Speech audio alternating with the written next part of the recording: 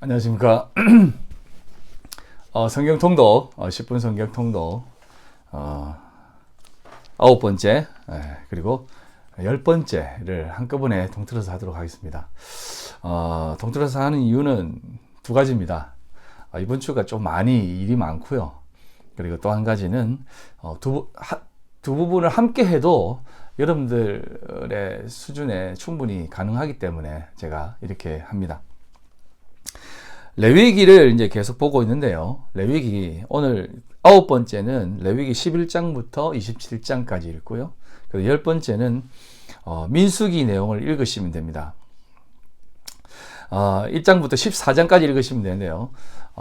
여러분 레위기는 사실상 어떻게 보면 창세기 읽다가 출애굽기 읽고 그 다음에 레위기 넘어가다 사람들이 성경 통독을 포기하는데, 어떤 사람들은 레위기를 굉장히 중요하게 생각하는 사람들이 있습니다. 왜냐하면 레위기가 그 모세오경의 가장 중심에 있다라고 하는 뜻이거든요. 자, 한번 생각해 보십시오. 레위기는 이스라엘 백성들에게 하나님께서 모세를 통해서 보여주시고 허락하신 하나님의 법입니다. 율법을 모세를 통해서 이스라엘 백성들에게 말씀했어요. 자, 그렇다면 한번 보십시오. 여러분, 창세기가 왜 창세기가 되었겠습니까? 하나님의 백성들을 하나님께서 만드셔서 하나님의 나라를 만드셔서 하나님의 나라의 법을 가지고 살게 하시는 그 모든 큰 틀 안에서 하나님께서 세상을 창조하신 것입니다. 그래서 창세기도 레위기를 통해서 읽게 되고 바라보게 되면 더 깊게 중심을 느낄 수 있다는 것입니다. 출애굽기도 마찬가지예요. 하나님께서 이스라엘 백성들을 왜 출애굽 시키셨습니까? 왜 광야로 이끄셨어요? 하나님의 법을 주시기 위해서입니다. 하나님의 말씀을 알려드리기 위해서. 여호와 하나님이 무엇을 원하시고 어떤 것을 바라시는가에 대한 부분을 알려주기 위해서 출애굽 시켰다는 것이에요. 그리고 민수기, 신명기 마찬가지입니다. 민수기는 광야 생활이거든요. 베미드바르라고 하는 그 단어에는 민수기는 우리 넘버스라고 해가지고 백성들을 계수했다라고 하는 것이 더 중점이 되어진 듯 보지만, 사실은 민수기는 광야 생활에 대한 부분을 더 중점적으로 보셔야 돼요. 그럴 때 민수기가 더 귀하게 다가오거든요. 히브리 원어로는 그 민수기가 광야에서라는 제목을 가지고 있습니다. 베미드바르라고 해가지고요. 그렇기 때문에 광야 생활에 대한 이스라엘 백성들을 쭉 느끼시면서 또 함께 보면 참 많은 것들을 깨닫게 됩니다. 자, 레위기를 이렇게 쭉 보면 여러분들도 아시겠지만 키 9절이 뭐라고 했습니까? 11장에 나와 있는 내용입니다. 내가 거룩하니 너희도 거룩해라. 거룩이라는 것은 인간들의 것이 아니다. 거룩이라는 것은 나의 것이다. 나의 것이기 때문에 내 거룩을 너희들이 입었을 때 너희들이 거룩해지는 것이고, 거룩해라 라고 했기 때문에 너희들이 거룩해지는 것이라는 겁니다. 자, 하나님, 우리가 거룩해질게요, 내가 거룩한 삶을 살게요 라고 해서 거룩해지는 것이 아니라, 내가 거룩하기 때문에 내 거룩을 너희들에게 허락하겠다라는 뜻입니다. 그래서 레위기 법을 주는 것입니다. 거룩한 하나님의 율법을 이스라엘 백성들에게 주는 것이에요. 그런 이것이 조금 더 설명을 드리면, 신에게 와서 이 율법이 결국은 법으로 작용하는 그 개념이 되어서 이 율법이 우리를 더 죄인으로 드러나게 만들고 우리를 더 죽을 수밖에 없는 존재로 드러나게 하는 도구로 사용되어지는 것입니다. 율법이라는 것은 그런 것이에요. 거룩이라는 것은 그런 것입니다. 거룩이라는 것은 그 거룩 앞에서는 죄가 명백히 드러나는 것입니다. 더러움, 추악함, 하나님 모르는 것들이 명백히 밝혀 보이는 것이 거룩입니다. 그래서 율법이라는 것은 우리 인간들의 삶이 더 하나님 앞에 서야만 되는구나라는 것을 깨닫게 하는 명백한 그 사실을 보여주는 내용이에요. 그렇기 때문에 율법이 거룩한 것이고 중요한 것입니다. 레위기를 한번 쭉 읽어 보십시오. 그 내용이 우리에게 무엇을 말하는지, 하나님의 백성들로 어떻게 살아가야 될지에 대한 부분들을 하나님께서는 쭉 얘기하시면서, 그 율법의 완성이신 예수 그리스도가 그 율법을 완성시키시면서 예수 그리스도로만 거룩해질 수 있다는 것을 또다시 한번 확인시켜 주는 것입니다. 쭉 읽으시면서 레위기에 대한 내용들 읽으시고요. 그 다음에 16장에 있는 내용을 좀 깊이 있게 읽어보십시오. 레위기 16장입니다. 속죄일에 대한 내용인데요. 이것은 예수 그리스도의 죽음의 예표입니다. 아사셀 양이 등장하는데요. 잘 보시면 아무튼 말씀을 잘 읽으십시오. 그 내용을 보면 하나님께서 무엇을 얘기하시는지 느낄 수 있을 것입니다. 두 마리를 뽑는데 한 마리는 잡고 한 마리는 모든 백성의 죄를 다 그 양에게 안수하고 짊어지게 하고 사람들이 올 수 없는 곳으로 광야로 내몰아 버립니다. 그리고 돌아오지 못하게 합니다. 다 예수 그리스도에 대한 내용이 담겨져 있는 것이에요. 하나님께서 이 구약의 모형을 통해서 예수 그리스도를 확인시켜 주는 것입니다. 잘 읽어보시고요. 그 다음에 이제 율법을 쭉 이렇게 읽다 보면 세 가지로 나눌 수 있습니다. 의식법, 시민법, 도덕법 이런 것들인데요. 의식법은 말 그대로 제사법입니다. 이것은 예수 그리스도로 인해서 단번에 드려진 그것의 그 완전한 대제사장이신 예수 그리스도가 단번에 드림으로 해서 이 의식법은 이제 더 이상 드릴 필요가 없는 것입니다. 이제 더 이상 피를 흘리고 이렇게 제사 드릴 필요가 없는 것입니다. 시민법은 어떻습니까? 시민법은 오늘날 우리가 속해 있는 이 나라의 법을 따라가는 삶을 얘기하는 것입니다. 우리가 그 구약에 있는 그 이스라엘 백성들이 지켰던 시민법을 따라가면 아마 우리는 지금 살 수 없습니다. 안 그렇습니까? 이상한 내용들 많지 않습니까?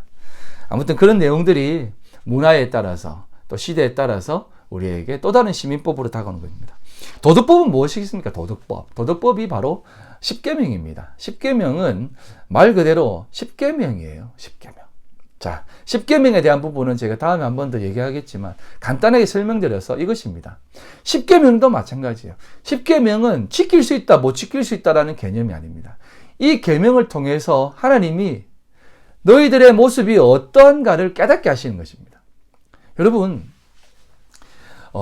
살인하지 말라, 간음하지 말라, 도둑질하지 말라, 이런 것들에 대한 부분들은 참 우리가 지킵니다. 안 지키면 이상하지 않습니까? 그런데 부모를 공경하라, 거짓 증거하지 마, 그러니까 거짓말 하지 마라, 부모를 공경하라, 이 두 가지에 대해서는 우리가 너무 관대합니다. 사실은 십계명 내용 중에 어느 것이 더 경하고 어느 것이 더 중하다라고 말할 수 없는 것입니다. 다 똑같이 중한 것입니다. 왜 이런 얘기를 하냐면 우리는 우리 생각으로서 이 땅을 살아가면서 만들어낸 그 법의 일치에 대한 부분을 참 좋아합니다. 우리가 예수님을 믿고 신앙생활 할 때 내가 생각하는 사상이나 생각들이 우리 기독교를 믿는 그 신앙생활에 대한 부분과 일치를 하게 되면 기독교를 믿는 것이에요. 그래서 얼마 전에도 얘기했지 않습니까? 교회가 상향지향이 아니라 하향지향이 되는 것입니다. 하향지향이 된다는 것은 뭐냐면 정말 수많은 일들을 만들어 놓는 것이에요. 영어 예배, 찬양 예배, 그 다음에 문화 예배, 그 다음에 구도자 예배, 뭐 열린 예배, 보수적인 예배, 뭐 합창단, 중창단, 악기팀, 밴드 쫙 만들어 놓고 그 하나의 마음에 합당한, 그러니까 그 마음에 드는 거 하나만 있으면 교회 정착하게 되기 때문에 어떻게든 사람들이 와서 정착할 수 있는 합일점을 찾는 것입니다. 하향지향하는 거예요, 하향지향. 기독교는 사실 고급한 것이거든요. 그런 것들로 사람들을 끌어모으는 것이 아니라, 좀 강하지만, 우리는 죽을 수밖에 없고, 우리는 이 율법을 통해서 알 수 있듯이 이것을 지킬 수 없기 때문에 예수 그리스도의 공로가 없이는 살아갈 수 없다라는 것을 확인하면서 주님 앞에 나와야만 되는데, 이상하게 이 기독교 나와 맞는 게 맞네 라고 하면서 나와서 신앙생활 해주는 것이 참 많다는 것입니다. 너무나 좀 못났다는 표현은 좀 그런데 부족한 모습들이 많죠. 뭐 이 부분에 대해서는 장점과 단점이 있습니다. 눈높이를 맞추어서 사람들이 들어와서 그 다음에 고급한 것을 가르치면 된다라고 생각하는 사람들도 있는데, 물론 그것도 마찬가지지만 사실은 여러분, 전도란, 설교란, 정말 구제란, 예수님이 아니면 아무것도 할 수 없다라고 하는 그 사실을 선포하면서, 그렇습니까? 나는 죽을 수밖에 없는 죄인이군요 라고 하는 그 사람과 뭐가 그래? 우리가 뭔데 예수님이 필요해? 라고 하는 그 죄인들과 펑카이 분리시키는 그것이 바로 예배이고 전도이고 설교일 수 있습니다. 좀 세게 말했습니까? 우리가 살아가면서 매일매일 느끼는 것이 왜 이 땅에 이러한 일들이 많이 일어납니까? 솎아내는 것이라는 사실을 꼭 기억하십시오. 두렵고 떨리지만 이 마지막 시대에 믿음을 보겠느냐라고 하신 하나님의 뜻이 담겨져 있는 것입니다.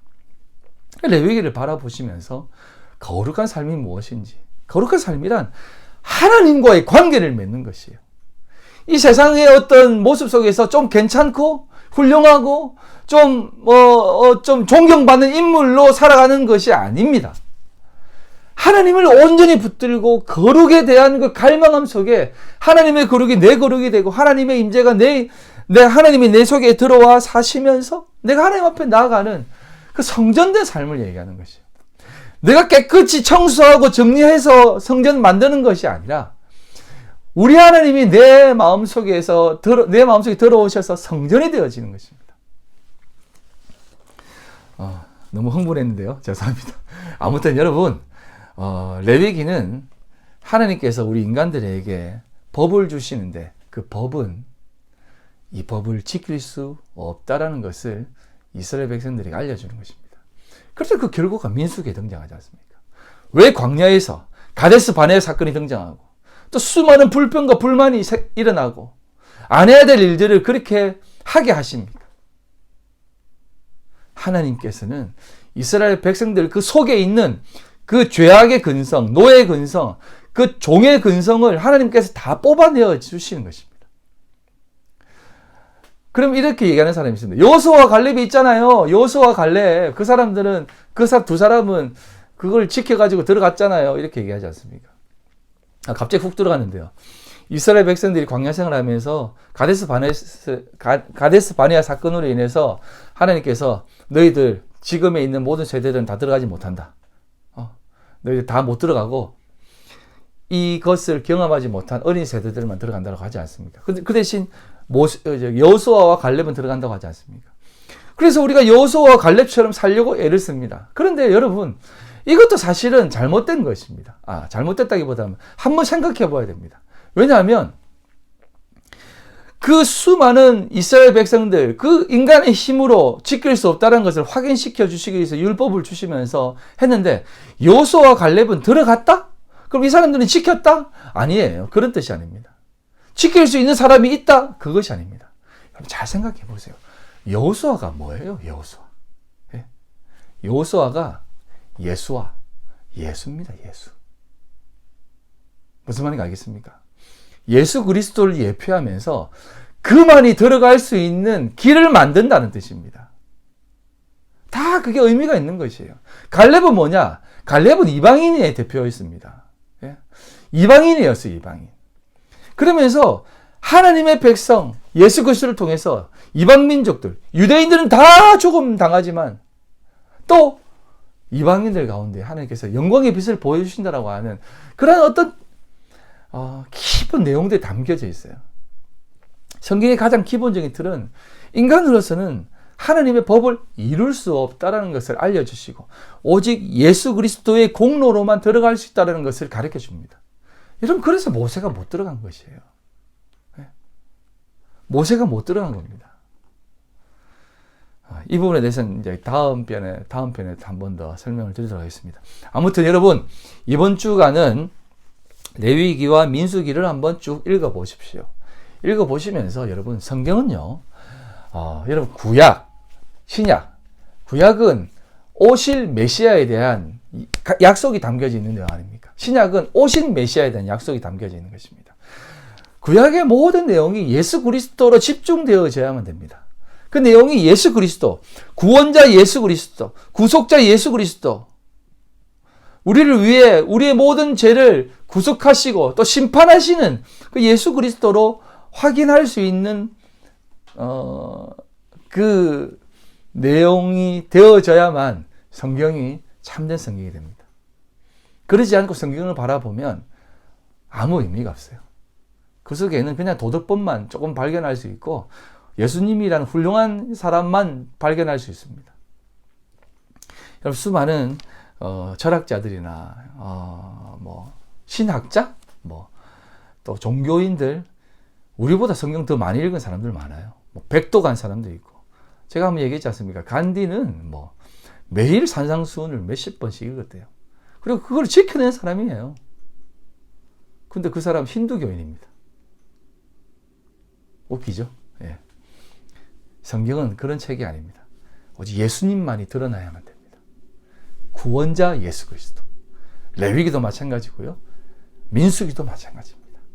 예수 그리스도의 공로가 없이는 들어갈 수가 없구나. 우리 인간의 어떤 노력과 어떤 것으로는 행할 수 없고 가능할 수도 없고 또 노력해봐야 헛것이구나 라는 것을 깨달아 가는 것, 그것이 바로 구약에 나타난 우리를 향한 하나님의 뜻입니다. 잘 읽어보시고 믿음으로 한 주간 승리하며 살아가시길 주님의 이름으로 축복합니다. 또 한 가지 광고를 드리겠습니다. 5월 1절 5월 1일 날 함께 모여서 한글학교 정리를 하도록 하겠습니다. 모든 분들 나오셔서 함께 정리하도록 하겠습니다. 감사합니다.